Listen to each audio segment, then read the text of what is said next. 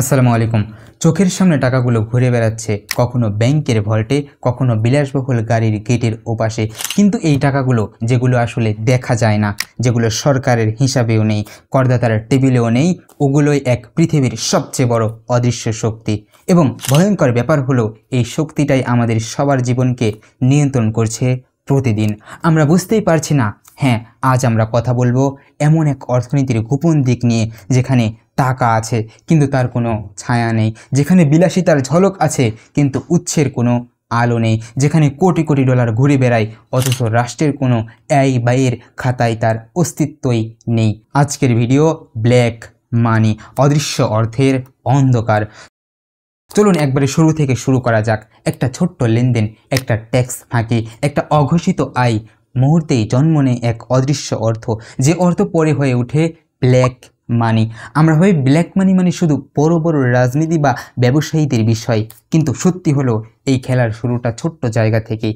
একটা রেস্টুরেন্টের মালিক যখন নগদের রিসিট দেয় না, একটা ঠিকাদার যখন প্রকল্পের খরচ ফাঁপিয়ে দেখায়, একজন সরকারি কর্মকর্তা যখন ঘুষের টাকা লুকিয়ে রাখে, সে মুহূর্তে অর্থনীতি থেকে জন্ম নেয় এক কালো প্রবাহ, যে প্রবাহটা যত জমে দেশটা তত হারাচ্ছে তার স্বচ্ছতা, তার ন্যায়বোধ। আর একসময় দেখা যায় যারা সিস্টেমকে ভাঙছে তারাই সিস্টেম তৈরি করছে। আজকের পৃথিবীতে শুধু এই অদৃশ্য টাকায় নির্ধারণ করে কোন দেশ উন্নত, কোন দেশ পিছিয়ে।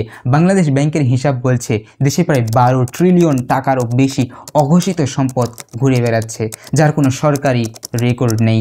এই টাকাগুলো এক অংশ জমে আছে অফশোর অ্যাকাউন্টে, এক অংশ আছে জমি বাড়িতে, আর এক অংশ ঘুরছে হুন্ডি পথে দেশের বাহিরে। কিন্তু অদ্ভুত ব্যাপার হলো, যখন সরকার রাজস্ব বাড়াতে চায় তখন ব্ল্যাক মানি মালিকদের বলা হয়, এসো তোমাদের সাদা টাকা করে দিই।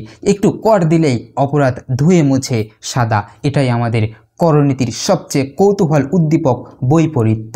একজন শ্রমিক 12 ঘন্টা কাজ করে 800 টাকা পায়, আর একজন কর ফাঁকি দেওয়া ব্যবসায়ী এক রাতে লাখ লাখ টাকা লুকিয়ে রাখে। ফলাফল, যে দেশের সম্পদের বন্টন দিনে দিনে আরও বিকৃত হয়, ধনীরা অদৃশ্যভাবে ধনী হতে থাকে, গরিবরা বাস্তবভাবে গরিব থেকে যায়। যেখানে একজন গার্মেন্টস কর্মী ব্যাংক অ্যাকাউন্ট খুলতে ভয় পায়, সেখানে একজন রাজনীতিবিদ দেশের বাহিরে বিলাসবহুল বাড়ির মালিক হয়ে যায়।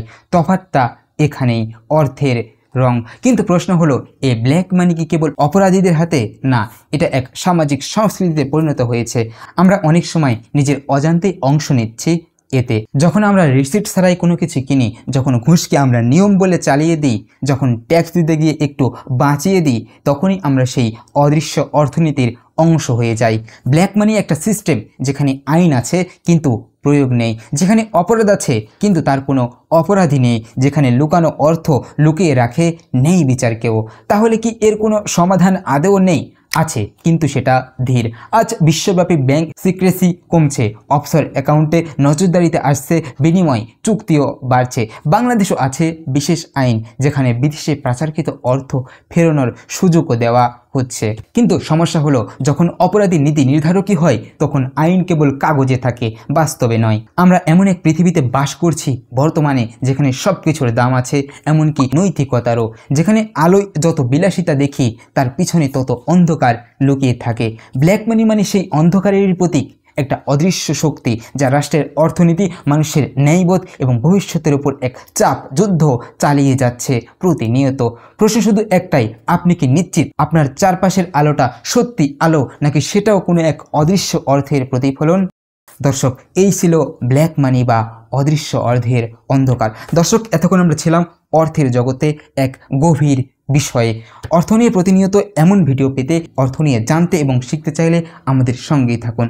আমরা আছি অর্থের জগতে, আপনার পথ প্রদর্শক।